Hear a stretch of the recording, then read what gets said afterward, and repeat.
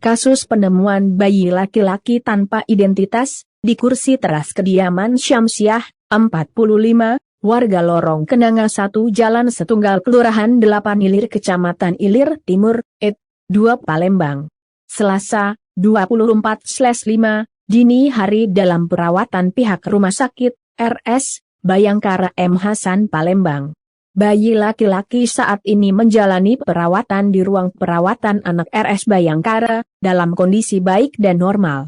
Oleh pihak RS Bayangkara, bayi mungil ini diberi nama Muhammad Arkanza, dipanggil Arka yang artinya harta mulia yang tersembunyi.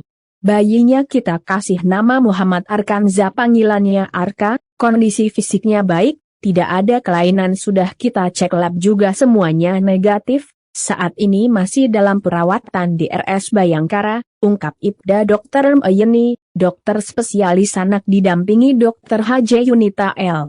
Mars, Kasubit Ian Medokpol.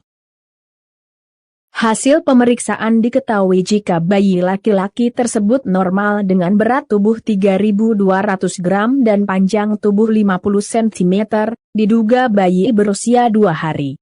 Usia bayi jika kita lihat dari tali pusarnya itu baru 2 hari atau lebih, itu bisa jadi karena tali pusarnya masih segar, beratnya 3.200 gram dan panjang 50 cm, jelasnya.